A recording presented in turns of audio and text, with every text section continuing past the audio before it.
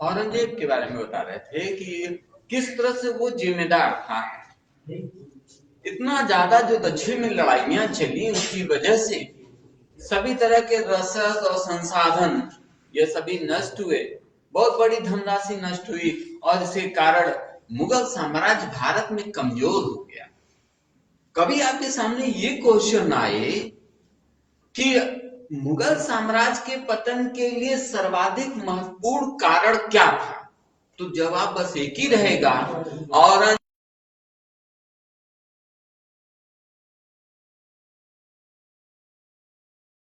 it was responsible for the decline of Mughal empire. Aurangzeb की धर्मांध प्रमुख कारण थी।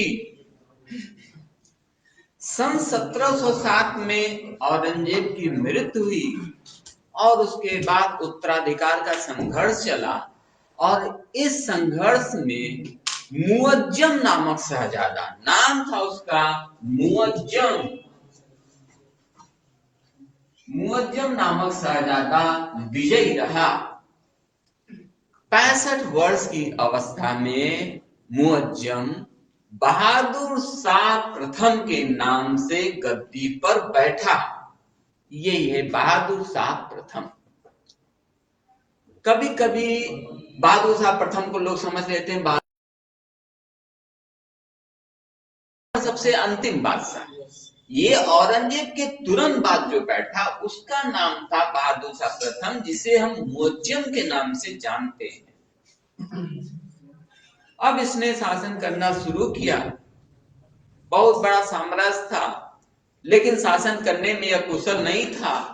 राजस्थान राज्यों में, मालवा राज्यों में विद्रोह हो रहा था, और इसी के समय में पंजाब में एक बेहद शक्तिशाली विद्रोह हुआ, और विद्रोह का नेता था बंदा बहादुर। बंदा बहादुर गुरु गोविंद दक्षिण भारत में गया हुआ था सफर में, और वहीं जब गोविंद सिंह की हत्या हुई थी तो उन्होंने हुक्म दिया था, बंदा बहादुर को यह आदेश दिया था कि तुम जाके पंजाब में सिखों का नेतृत्व संभालो। तो वही उन्हीं के आदेश से वो पंजाब में आया था और उसने सिखों को एकजुट कर दिया था।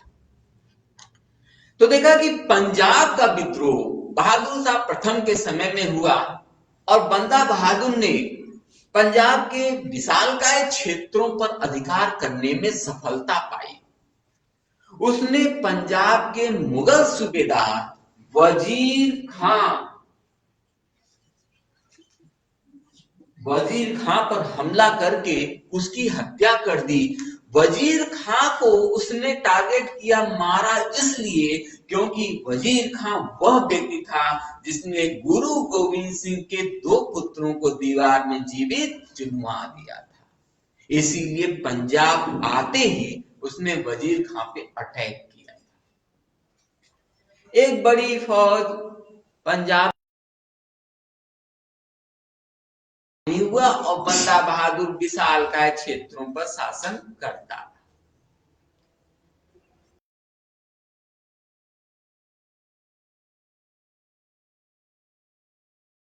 गोविंद सिंह के साथ था, और बंदा बहादुर के पास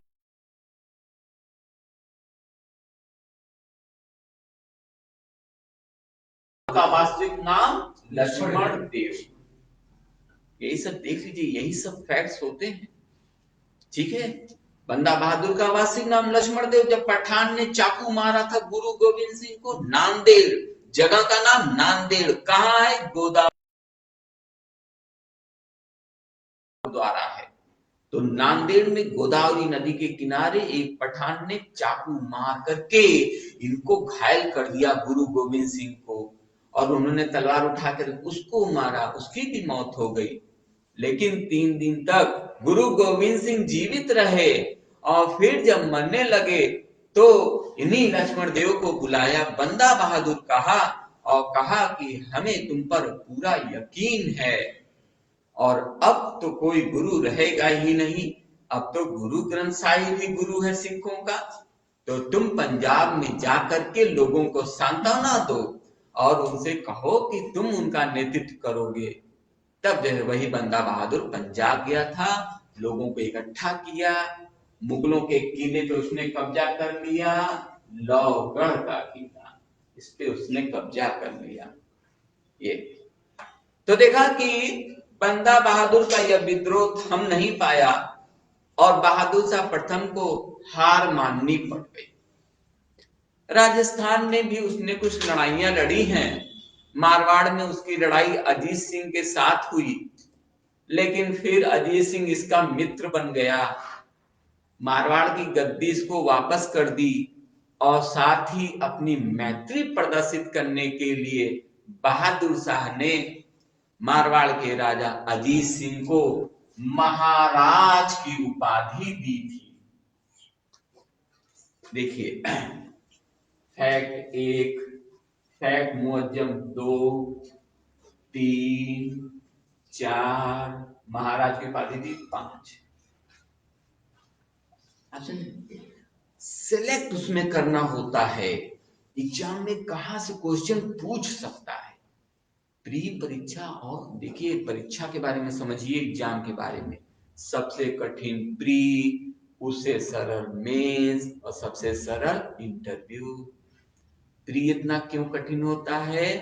प्री में किताब की किसी लाइन से क्वेश्चन बनेगा, मेंस में तो पता है कि 5 क्वेश्चन बनना, वो तो पता है, ठीक है, लेकिन यहाँ पे किसी भी लाइन से, केसी श्रीवास्तव, पांडे, डी बसु, बर्नवाल, लक्ष्मीकांत, उसकी किसी भी लाइन से क्वेश्चन बनेगा, तो जाहिर सी बात है प्री में हमको बहुत ज्यादा करना पड़ेगा।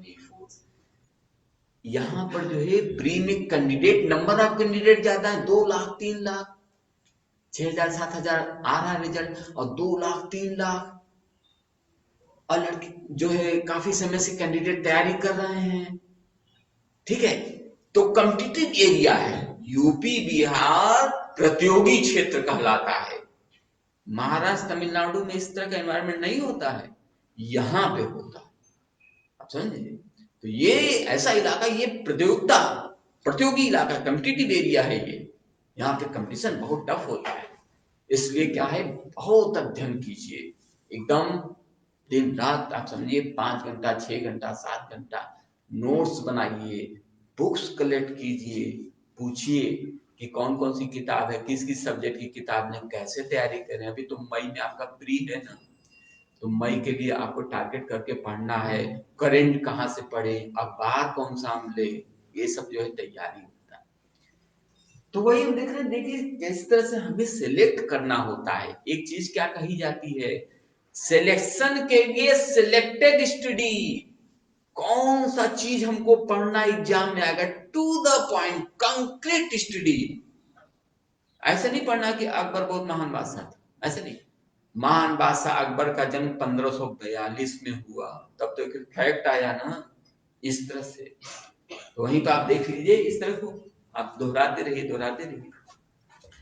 तो बहादुर शाह के बारे में बता रहे थे, और उम्र उसकी काफी हो गई थी, उसकी मौत हुई, और उसके बाद से दूसरा मुगल बादशाह गद्दी पे बैठ गया, उसका नाम था जहांदार शाह। साल भर का शासन, जहांदार शाह इसका नाम था। 12 में गद्दी पे बैठा और शासन शुरू हुआ, लेकिन जहांदार शाह मद्यपान में, गीत संगीत, कविता, शेरो शायरी, इसमें बहुत व्यस्त रहने वाला व्यवसाय, जब फुर्सत मिले तो कुछ और, ठीक है। अच्छा, इसी के समय में एक कोर्ट डांसर जो थी, वो बहुत पावरफुल हो गई। जहांदार शाह के समय में जो नृत्य करती थी, वो बड़ी जो है स्ट्रांग हो गई, और उसका नाम था लाल कुंवरी या लाल कुंवर। तो जहांदार शाह के समय में लाल कुंवर नामक नृत्यांगना शासन व्यवस्था में बहुत प्रभावशाली हो गई थी और शासकीय कार्यों को करने लग गई। उसके हाथ में शासकीय मोहर भी रहती थी। तो लाल कुंवर या लाल कुंवर ही कह लीजिए, लाल कुंवर।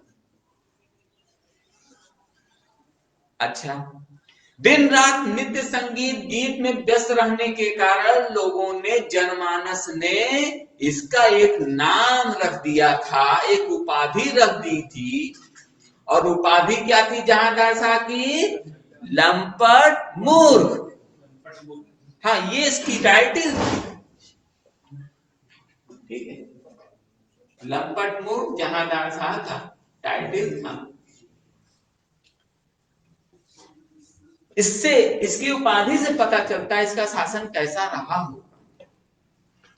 लास्ट के उत्तरकालीन मुगल बादशाहों के ऐसे ही अजीब अजीब नाम हैं। अभी मुअज्जम के बारे में बात की, बहादुर शाह, इसका भी एक टाइटल पड़ा हुआ था, शाहे बेखबर। शाह का मतलब राजा, बेखबर का मतलब जिसे दीन दुनिया की कोई चिंता न रहे, शाहे बेखबर। और इनकी उपाधि लंपट मूर्ख। अभी और लोग भी आगे आएंगे। तो एक तो पहले के बादशाह हुए जहांगीर।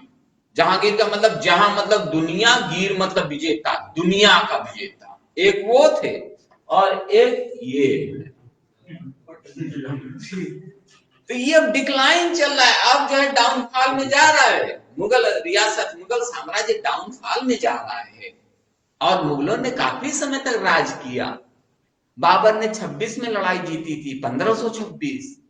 अब 1526 अब देख लीजिए 18वीं सदी तक आ गई। उन्होंने, मुगलों ने बहुत समय तक हिंदुस्तान पर शासन किया है। एक हम अगर गणना कर लें, मुगल राज्य जो है 1526 यहाँ पे लिख लें, अब खत्म हुआ है क्रांति में 1857। 7 में 6 क्या 1, 5 में 2 गया 3, 331 साल मुगलों का राज।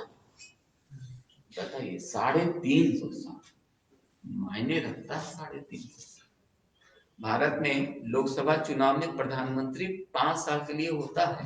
अब इसको 5 से भाग, मतलब इतने में कितना प्रधानमंत्री बन जाए।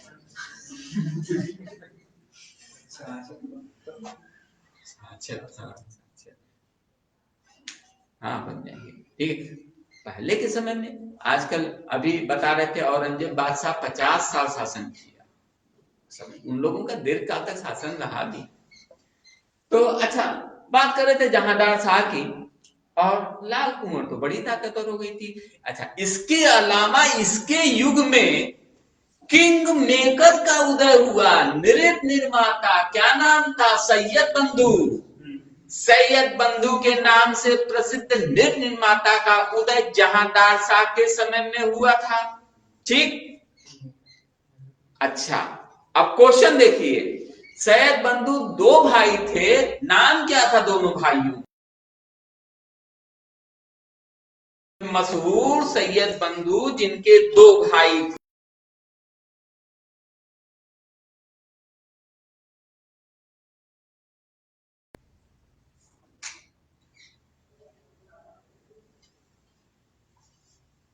किंग मेकर 4 लोगों को मुगल, हिंदुस्तान में उनकी जूती, उनकी जूती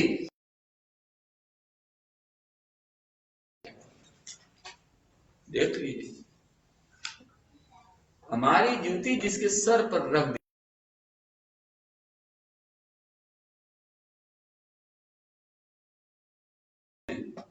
सैयद बंधु है ये। अब्दुल्ला खां, हुसैन अली खां, 2 लोग थे सैयद बंधु। सैयद बंधुओं का ताकत बहुत बढ़ गया था, जहां वो हावी रहे, मोहम्मद शाह के समय तक हावी रहे। ठीक है, तो ये जहांदार शाह का यही शासन, अब्दुल्ला खां, हुसैन अली, ऐसा शासन ज्यादा समय तक चलता नहीं, षड्यंत्र हो गए। अब उसके बाद अगला जो बादशाह है, उस बादशाह का नाम सुनिए। नाम उसका फर्रुखसियर। इसके बाद बादशाह बना फर्रुखसियर।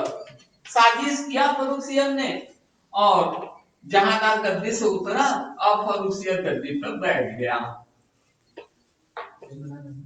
हाँ, फर्रुखसियर के समय में जो घटनाएं हुई उसको देखें तो ये जो है फर्रुखसियर सन 13 में गद्दी पे बैठा। फर्रुखसियर ने गद्दी पर बैठते ही सबसे पहले पंजाब का मामला निपटाने के बारे में सोचा कि वहां बगावत चल रहा है और इसको तो हम देख लेंगे, ये जो है इकट्ठा कर लिया है लोगों को और किले पे कब्जा कर लिया है, लाहौर पे कब्जा कर लिया है, मुगलों का किला था। एक बड़ी सेना तैयार किया उसने, रसद दिया, कुमुक दिया और भेज दिया, पंजाब रवाना कर दिया। और इतनी बड़ी फौज, लाहौर को घेर लिया फौज, लोगों को रिश्वत आदि भी दे दिया गया उस इलाके में, और आखिरकार बंदा बहादुर ने सरेंडर कर दिया। बंदा बहादुर को हार माननी पड़ गई, इतने बड़े मुगल फौज का सामना वो नहीं कर सकता था। तो बंदा बहादुर 740 समर्थकों के साथ बंदी बना करके दिल्ली लाया गया था।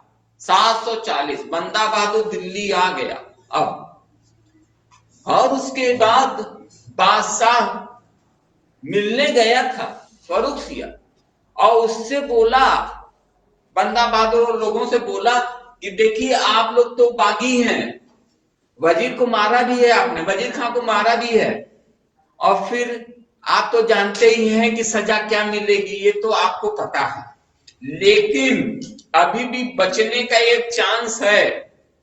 कैसे आप बच सकते हैं? अभी एक चांस है। और क्या चांस है? अगर इस्लाम धर्म ग्रहण कर लें आप लोग,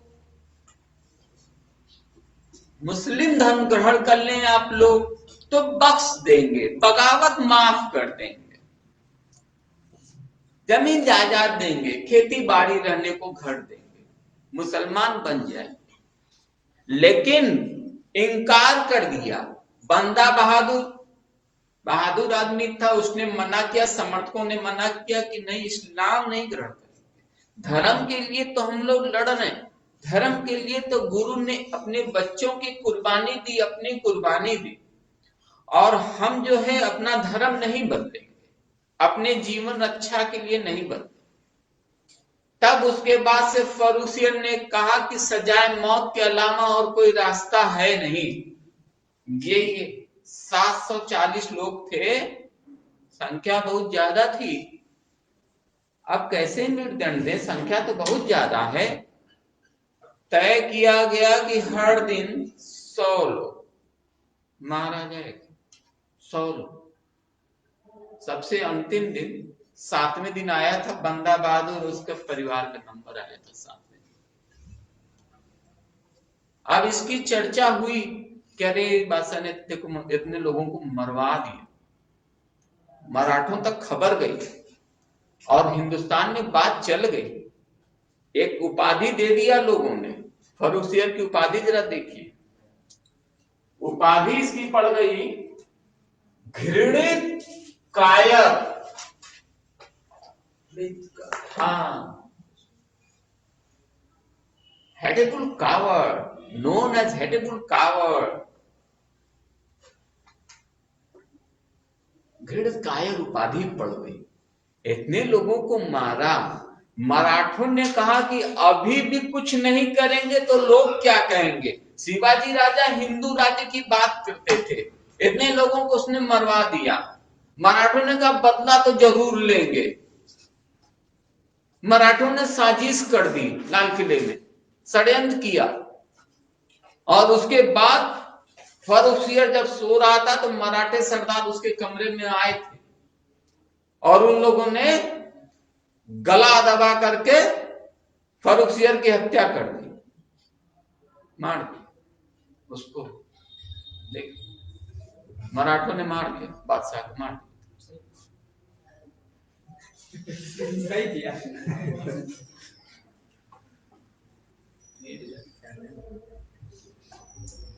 तो ये है, फर्रुखसियर के बारे में बता रहे थे, और उसके समय में जो खास घटना हुई है वो सब घटना के बारे में। अब तो फर्रुख शेर की मौत हुई। अब सैयद बंधुओं ने सोचा कि अब किसको बादशाह बनाए, तो एक शहजादा दिखाई दिया, नाम उसका था रफी उद दरजान, ये इसका नाम था। इसको गद्दी पे बैठा दिया, कहा यह शासन करेगा। लेकिन संयोग क्या हुआ, संयोग से उसका स्वास्थ्य बिगड़ गया, और बीमारी क्या हुई, तपेदिक, टीबी जिसको, क्षय रोग, इसका जो है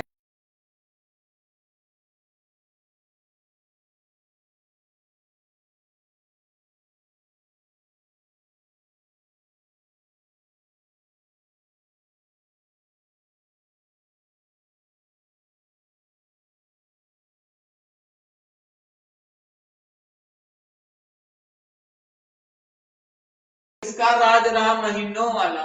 रफी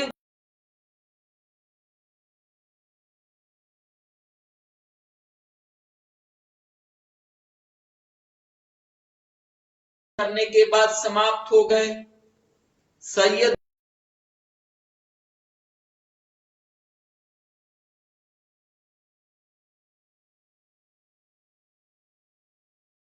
क्या है, जो अब बादशाह बन गया, उसका नाम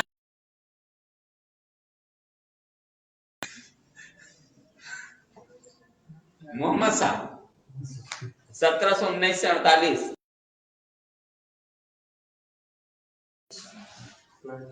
हाँ, 1719 से।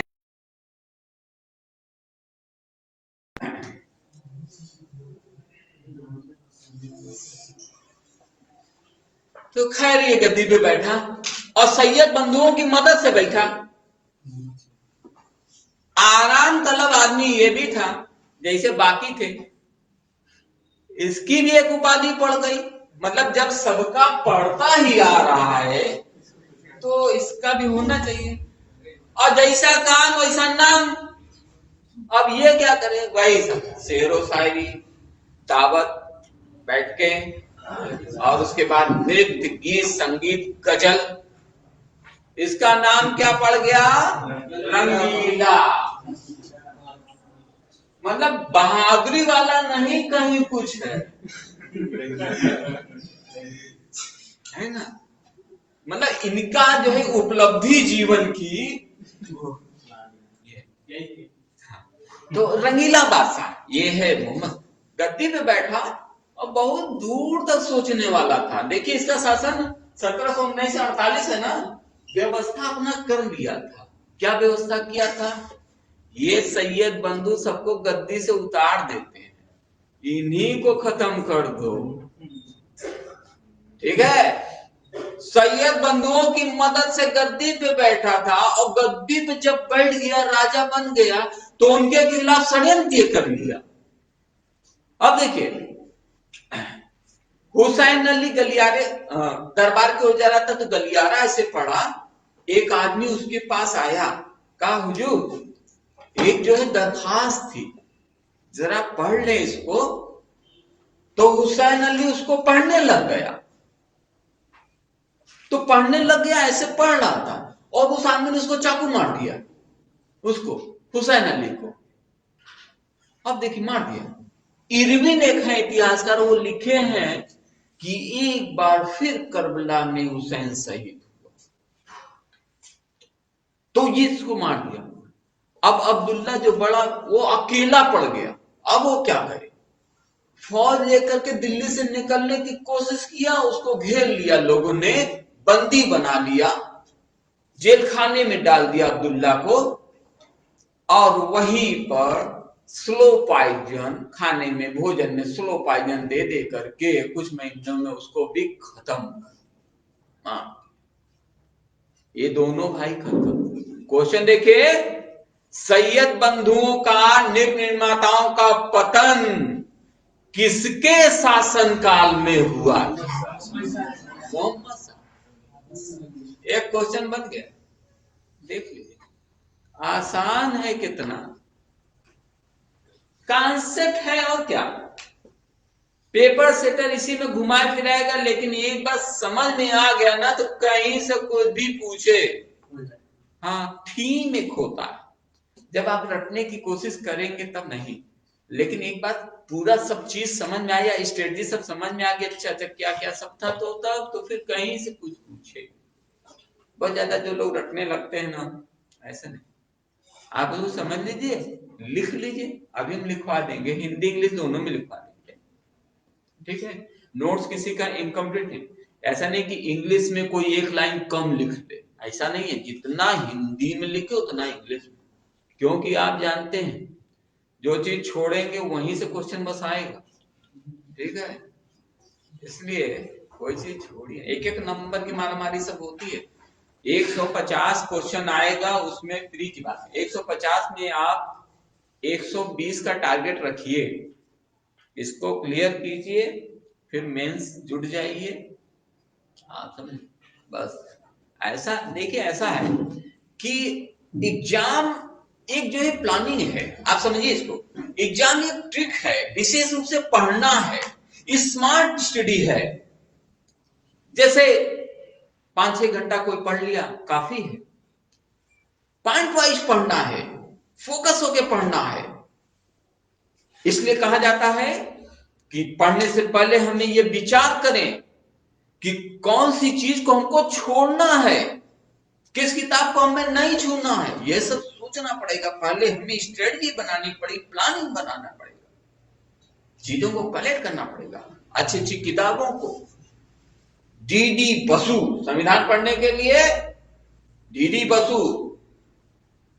अब लक्ष्मीकांत खरीद के लिया, इतनी मोटी, पहले तो देखी कि अरे ये पढ़े कब और कभी खत्म होगा, क्या करेंगे। रामचंद्र गुहा इतिहास की इतनी मोटी, 2 साल लगे पढ़ने।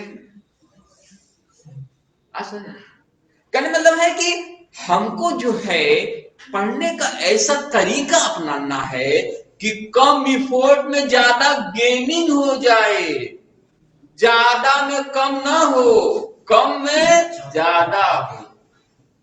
एक पेज पढ़ा, 3 क्वेश्चन उसमें आ गया, वो आ गया, ठीक है।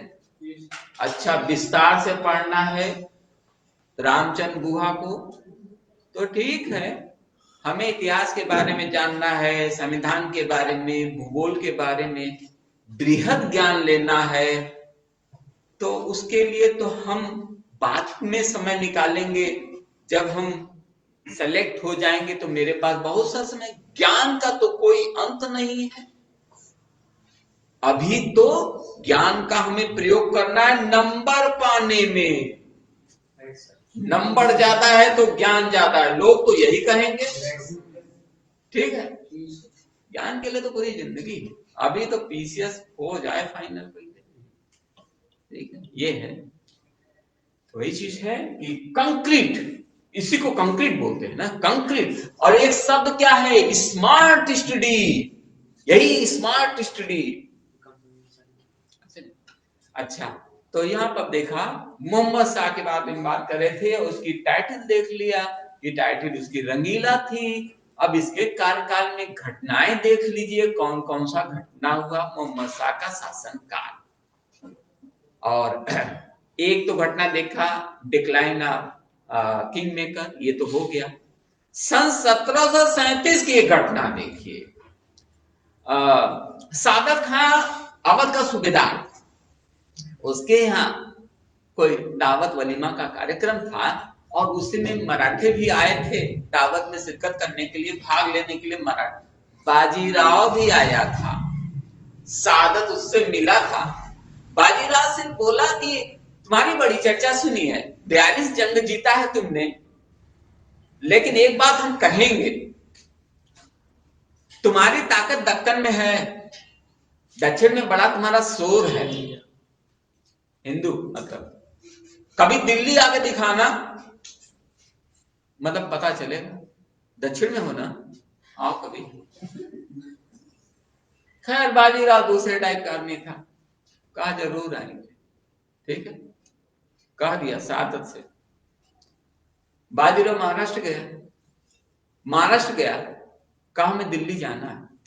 500 सैनिक तैयार किया, 500 सैनिक, जीन कसा, और वही सब चना ना रखते थे सब मराठे, भाला तलवार लिए सब। 3 दिन में महाराष्ट्र से सब रंग करते आगे दिल्ली। सादत घबराई, ये क्या, ठीक है। दिल्ली आए, लाल किले के बाहर मैदान है, वहां लगाया डेरा, टेंट लगा दिया, और बोला ये कि सादत से बोल देना बाजीराव आ गया दिल्ली। और सैनिक है 500, ठीक। क्या बोला था कि दक्कन में तुम्हारी ताकत है ना, देखो दिल्ली आ गए और 500 सैनिक बस लिए, चलो आओ। अब यहां तो लाल किले के अंदर ये तो बहादुर जो मोहम्मद शाह था, मोहम्मद शाह लाल किले के अंदर डरा हुआ बैठा था, कहीं बाजीराव लाल किले में चला आए, ठीक है।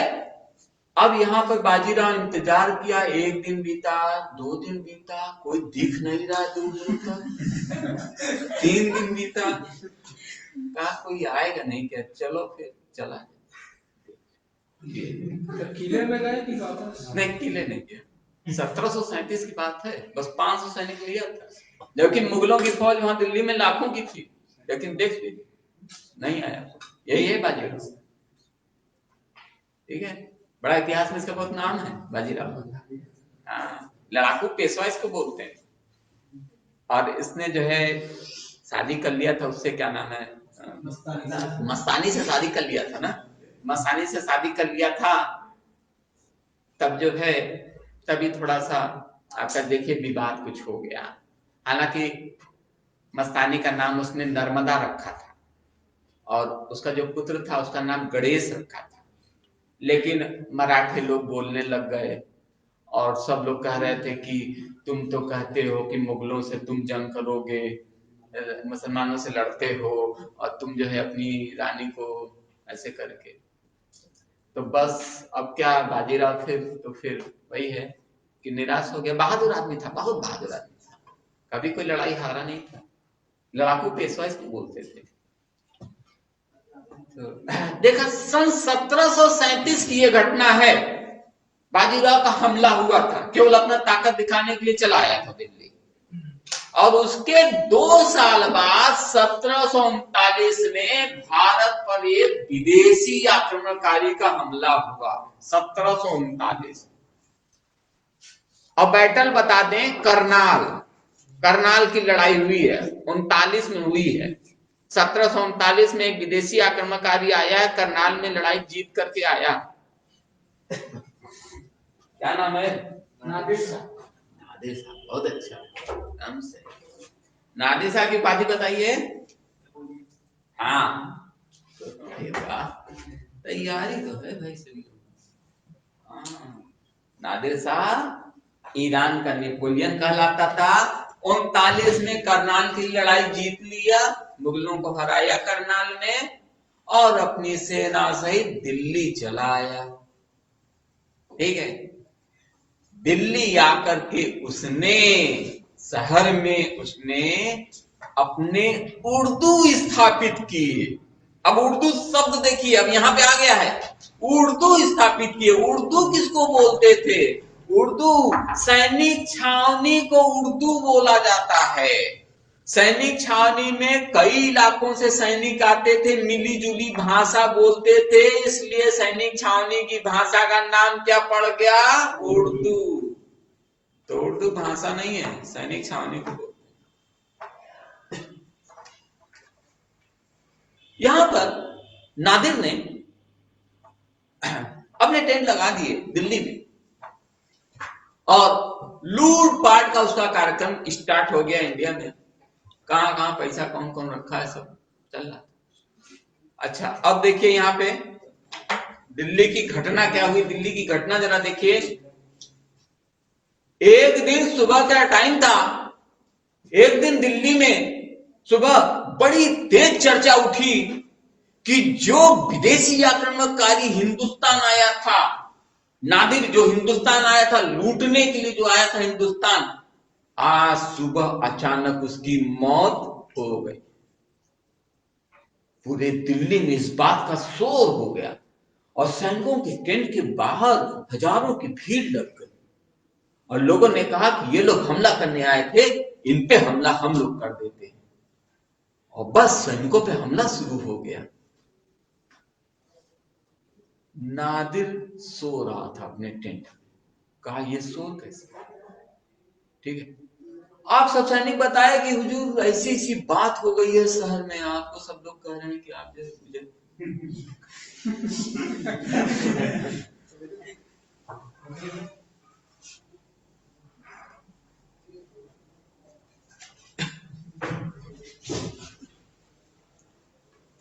कहे आपको सब लोग कह रहे हैं कि गुजर गए हैं आप। कहा कि हम तो जिंदा हैं। घोड़े पे बैठा, आप देखिए नादिर, नादिर घोड़े पे बैठा, और उसके बाद सैनिकों ने इसको देखा, इसके आसपास सब आए, घोड़ा चलाते हुए आगे बढ़ा। सब सैनिक बताए कि ये जो है रियाया का हमला हुआ है, जनता का हमला हुआ है और लूटपाट किया है लोगों ने। नादिर को बहुत गुस्सा आया इस बात पे। उसने कहा इसका प्रतिशोध लेंगे हम लोग। और फिर वो अपनी कुल्हाड़ी ऐसे उठाया, इस तरह से कुल्हाड़ी, और खूब झटके में ऐसे नीचे किया। इसका मतलब क्या है कि तुम लोग जो है स्टार्ट हो जाओ, बल्ला लो, इशारा कर दिए। उसके बाद फिर यही जो है दिल्ली में, और यही Delhi massacre, known as the Delhi bloodshed, Delhi massacre के नाम से जाना जाता है इतिहास में, दिल्ली हत्याकांड। और इसमें 30,000 लोगों की मौत हुई थी। दिल्ली हत्याकांड, Delhi massacre, massacre of Delhi. दोपहर तक मोहम्मद शाह टेंट में हाजिर हुआ, बड़ा अनुनय विनय किया, हाथ पैर जोड़े, बादशाह से माफी मांगी। तो फिर उसके बाद से नादिर बाहर निकल के आया, घोड़े पे बैठा और कुल्हाड़ी को ऐसे हवा में करके दिखाने लगा सबको। सब लोग रुक जाइए, रुक जाइए सब। ये तो देख लिया नादिर शाह के बारे में। लूटपाट करना इसका मुख्य उद्देश्य था, नादिर शाह का मुख्य उद्देश्य था। लूटपाट में भारत से असीम धन दौलत ले गया, हीरे जवाहरात ले गया, ठीक। लेकिन दो कीमती चीज भी हिंदुस्तान से ले गया। एक था कोहिनूर हीरा और दूसरा था तख्ते ताऊस, मयूर सिंहासन। दो चीजें यहां से हिंदुस्तान से ले गया, ठीक। ओके, चलिए कोहिनूर शब्द का अर्थ बताइए। क्या? हीरा? नहीं नहीं, वो नहीं, मतलब कोहिनूर हीरा तो था ही, वो नहीं। कोहिनूर का मीनिंग का मतलब अनमोल। चलिए कोहिनूर का पर्यायवाची बता, अभी बताना। अच्छा, सबसे पहले कोहिनूर शब्द का अर्थ समझ लेते हैं। बेशकीमती, बेशकीमती। अच्छा ठीक, चलिए।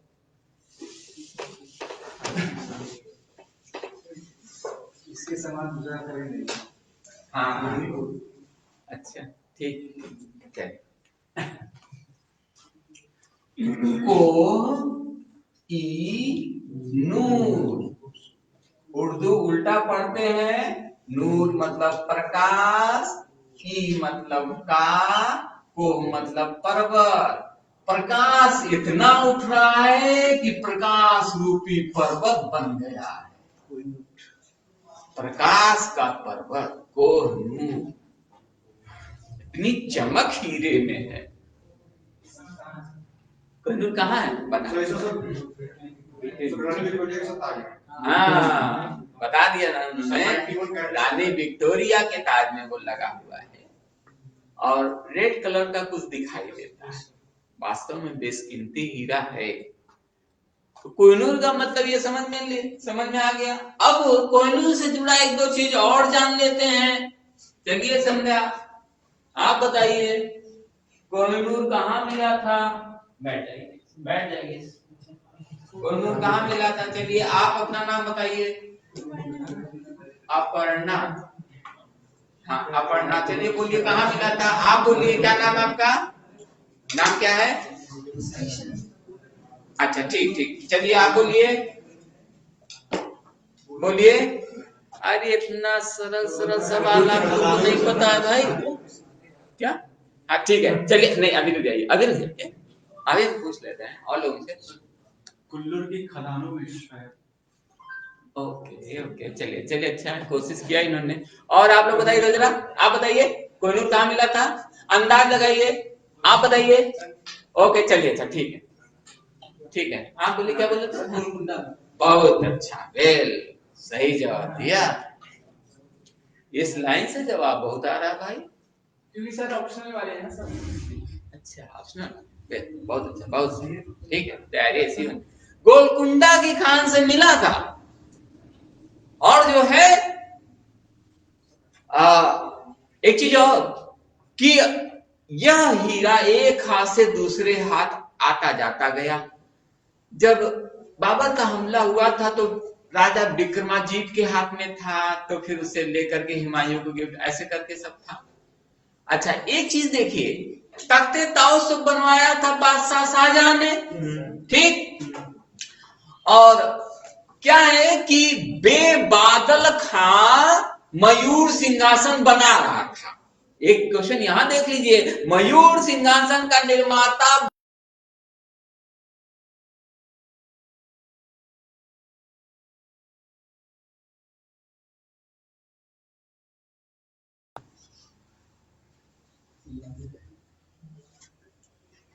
ठीक, बेबादल खां मयूर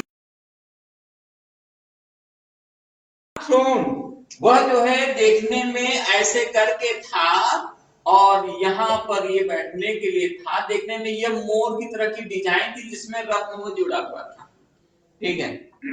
अच्छा, शाहजहां के समय में बन रहा था। अब शाहजहां के पास वो हीरा आया कैसे था? कोहिनूर। हुआ ये कि इसका एक वजीर था, मंत्री था, मीर जुमला, जो व्यापारी था, बहुत बड़ा व्यापारी था, जहाजों का बेड़ा उसके पास था। अच्छा, शाहजहां की नजर उस पर थी।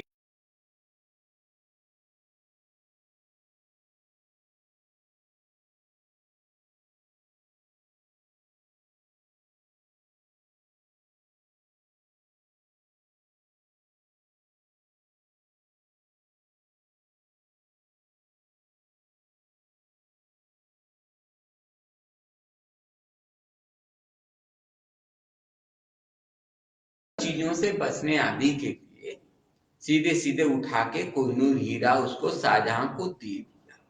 वेरी इंपॉर्टेंट क्वेश्चन, शाहजहां को मीर जुमला ने दिया था।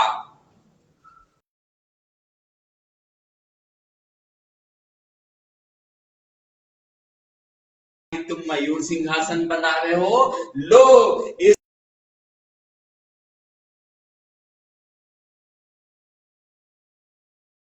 कोहिनूर लगा।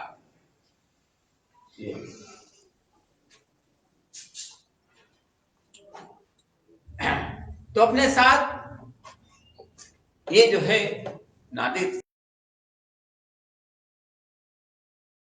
और कोहिनूर हीरा ले गया। कोहिनूर के बाद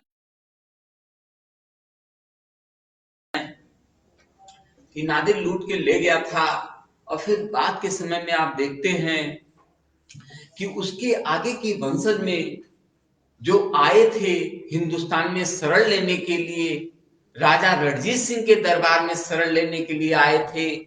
और जब उन्होंने शरण मांगी तो राजा रणजीत सिंह ने कहा था कि तुम्हारे वंशज ने